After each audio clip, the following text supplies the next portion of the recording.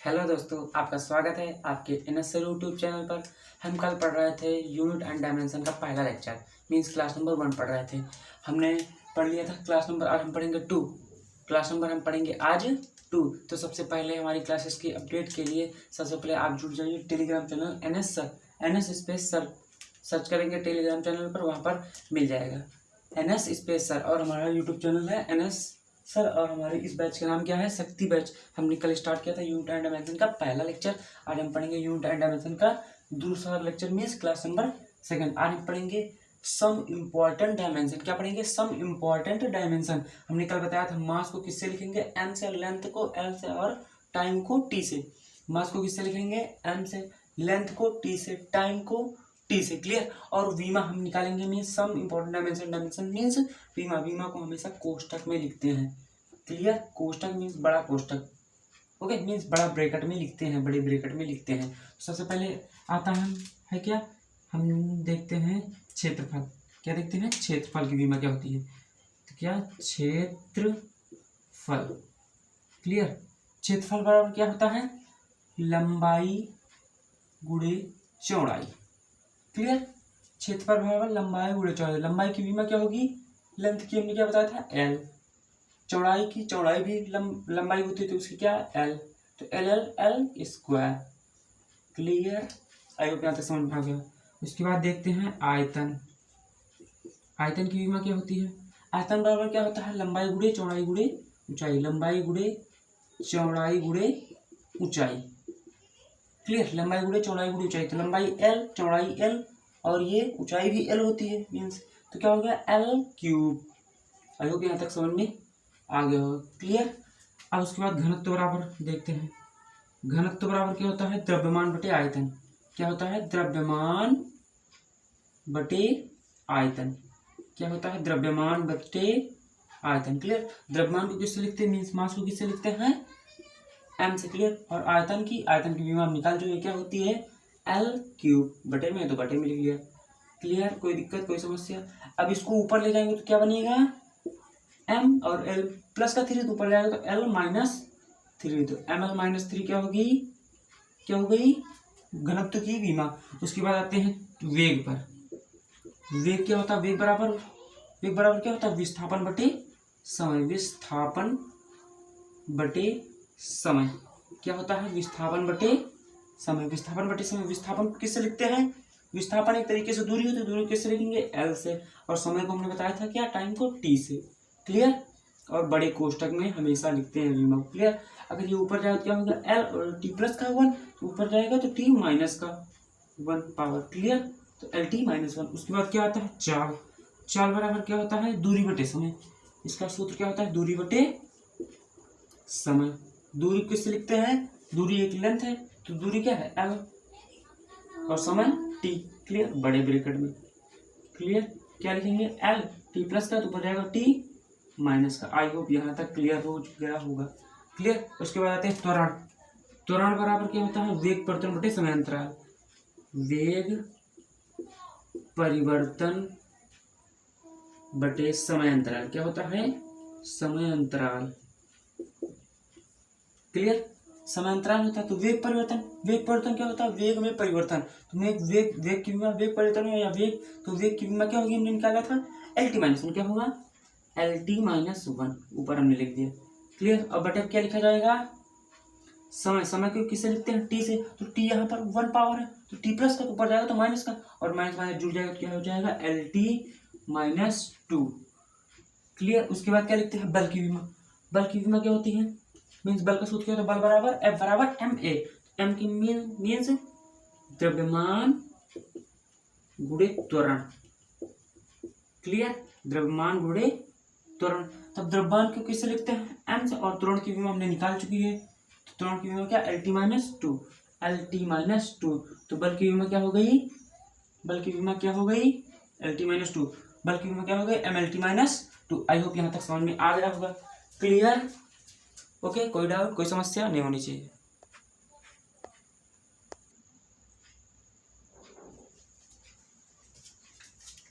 तो हम आ चुके हैं अपनी नेक्स्ट स्लाइड में। क्या पढ़ रहे थे, डायमेंशन। तो कार बराबर बल गुणे विस्थापन। तो बल की हमने बताया था MLT माइनस 2 और विस्थापन L, तो क्या होगा ML square T minus 2। Clear. उसके बाद शक्ति बराबर क्या होता है कार्य बटे समय, तो हमने कार्य की निकाल ली ML स्क्वायर T माइनस 2 और समय नीचे आएगा T, तो T को हम ऊपर ले जाएंगे तो -3 हो जाएगा, T2 माइनस है लेकिन ऊपर जाएगा तो -3, तो ML स्क्वायर T माइनस 3 आप ये भी मैं याद कर लीजिए। क्लियर। और बनाना तुमने बता ही दिया। गति ऊर्जा और स्थिर ऊर्जा, गति ऊर्जा की सूत्र क्या होता है 1/2 mv स्क्वायर और स्थिर ऊर्जा का सूत्र क्या होता है mgh, तो ml square T minus 2। Clear. संवेग बराबर क्या होता है द्रव्यमान गुणे वेग, संवेग बराबर द्रव्यमान गुणे वेग, तो क्या होता है mLT माइनस 1, तो द्रव्यमान की विमा m और वेग की विमा LT माइनस 1 हमने बता दिया था।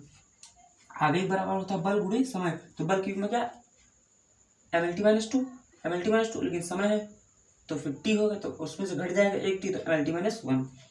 दाब बराबर क्या होता है बल बटे क्षेत्रफल, तो बल की विमा mLT माइनस 2 बटे area L square, area L square तो ऊपर जाएगा तो माइनस, तो mL माइनस 1 T माइनस 2। उसके बाद प्रतिबल की विमा F/A बल बटे क्षेत्रफल, तो विमा वही mL माइनस 1 T माइनस 2। बल आघूर्ण की विमा बल गुणे विस्थापन, तो क्या mL स्क्वायर T माइनस 2। आवृत्ति क्या सूत्र क्या होता है 1/समय, तो इसका मतलब समय टाइम, तो टाइम पर गया तो इनवर्स में आएगा T इनवर्स। पेन कॉपी लेकर बैठेगा, पूरा स्लाइड टू स्लाइड नोट करते हुए चलेगा ताकि आपका कोई भी question NDA air force navy ICG में कोई भी क्वेश्चन छूटे ना। और इतनी गारंटी मैं लेता हूँ कि पूरे एनडीए हो चाहे एयरफोर्स हो चाहे नेवी हो चाहे Indian coast guard, air force navy NDA coast guard, किसी भी पेपर में इस कॉन्सेप्ट से बाहर कभी क्वेश्चन नहीं जाएगा जितना मैं पढ़ा दूँ। क्लियर। बहुत सा रखिएगा तो पूरी नोट करते चलिएगा स्लाइड। ओके।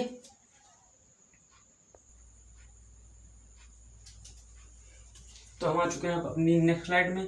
तो क्या कोणीय वेग, क्या कोणीय वेग का सूत्र क्या होता है कोण बटे समय, कोणीय वेग बराबर कोण बटे समय, और कोण एक ऐसी राशि मीन्स एंगल, क्या कोण एक ऐसी राशि जिसका यूनिट मीन्स डायमेंशन है, यूनिट तो है लेकिन डायमेंशन नहीं है, मीन्स डायमेंशन लेस है। क्लियर। मीन्स विमाहीन, विमाहीन कोण एक क्या है विमाहीन राशि है। क्लियर। तो कोण का तो कोई विमा ही नहीं, बचा समय नीचे, तो नीचे ऊपर गया तो T इनवर्स, और कोणीय त्वरण बराबर क्या होता है कोणीय वेग बटे समय, तो इसकी विमा क्या होगा T माइनस 2। जड़त्वाघूर्ण बराबर क्या होता है द्रव्यमान गुणे क्या होता है दूरी स्क्वायर, मीन्स I बराबर mr स्क्वायर, तो मीन्स m हो गया और r स्क्वायर मीन्स दूरी तो L स्क्वायर। श्यान प्रत्यास्था गुणांक क्या होता है प्रतिबल बटे विकृत, प्रतिबल की विमा होती है और विकृत की तो क्या ml माइनस 1 T माइनस 2। श्यानता गुणांक का सूत्र क्या होता है बल बटे क्षेत्रफल गुणे वेग प्रवणता, इसके सूत्र में श्यानता गुणांक की क्या होगी ml माइनस 1 T माइनस 1, याद कर लीजिए ml माइनस 1 T माइनस 1। वेग प्रवणता क्या होता है वेग परिवर्तन बटे दूरी, तो मीन्स LT माइनस 2। दाब प्रवणता क्या होता है दाब परिवर्तन बटे दूरी, दाब प्रवणता क्या होता है दाब परिवर्तन बटे दूरी, तो ml स्क्वायर T माइनस 2। अब गैस नियतांक R होता है, इसका भी क्या होगा मेन सूत्र क्या होगा दाब गुणे आयतन बटे ताप, तो ml स्क्वायर T माइनस 2 के inverse, ml square T minus 2 के इनवर्स। आई होप यहाँ तक समझ में आ गया होगा। नोट कर लीजिए पूरी स्लाइड, कोई दिक्कत हो बताना।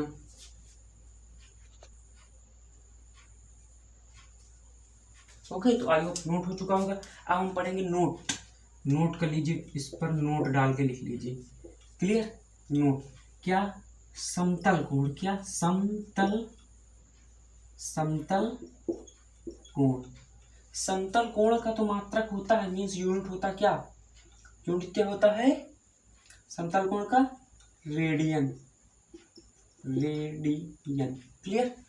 और समतल कोण होगा उसके बाद क्या होता है ठोस कोण प्लेन एंगल, क्या होता है ठोस कोण, ठोस कोण का मतलब क्या होता है स्टेरेडियन, स्टेरेडियन। क्लियर। क्लियर। समतल कोण या कोण का मात्रक क्या होता है रेडियन और ठोस कोण का क्या मात्रक होता है स्टेरेडियन, लेकिन इसकी जो विमा होती है वो नहीं होती है, मीन्स विमाहीन है, मीन्स विमा नहीं है, विमाहीन है। क्लियर। नोट करके लिख लीजिए, क्वेश्चन इंपॉर्टेंट है। क्लियर। उसके बाद एक और नोट डाल लीजिए, note number 2। Clear. Note number 1 था, ये नोट नंबर 2 है। क्लियर। विमाहीन राशि कौन कौन सी होती है सबसे पहले लिख लीजिए, क्या विमाहीन राशि लिख लीजिए वरना आपको दिक्कत होगी। क्लियर। सबसे पहले क्या होता है कोण, हमने बताया कोण जिसकी विमा नहीं होती, एक ठोस कोण हो ही गया, कोण या ठोस कोण बात एक ही है। क्लियर। उसके बाद त्रिकोणमितीय अनुपात, त्रिकोणमितीय अनुपात। उसके बाद कार्नो इंजन की दक्षता मीन्स ऊष्मा इंजन की दक्षता, ऊष्मा इंजन की दक्षता। क्लियर। ऊष्मा इंजन की दक्षता। उसके बाद क्या है, कोणीय विस्थापन। क्या है, कोणीय विस्थापन, ये भी विमाहीन राशि है। उसके बाद विकृत अपवर्तनांक है। उसके बाद विकृत भी है, विकृत के बाद अपवर्तनांक है, अपवर्तनांक। क्लियर। अपवर्तनांक, क्लियर, अपवर्तनांक है, विमाहीन राशि है। क्लियर। उसके बाद है क्या, जड़त्व, जड़त्व भी है। जड़त्व के बाद क्या है, प्रत्यावस्थान गुणांक, प्रत्यावस्थान गुणांक। आई होप यहाँ तक समझ में आ गया होगा। क्लियर। तो क्या है, विमाहीन राशि कौन सी, कोण है, त्रिकोणमितीय अनुपात है, ऊष्मा इंजन की दक्षता है, कोणीय विस्थापन है, विकृत है, अपवर्तनांक, जड़त्व, प्रत्यावर्तन गुणांक आदि में ईटीसी मीन्स और भी है, लेकिन मेन हमने लिख दिया ताकि आपको याद हो सके। क्लियर। आई होप यहाँ तक समझ में आ गया होगा। ओके।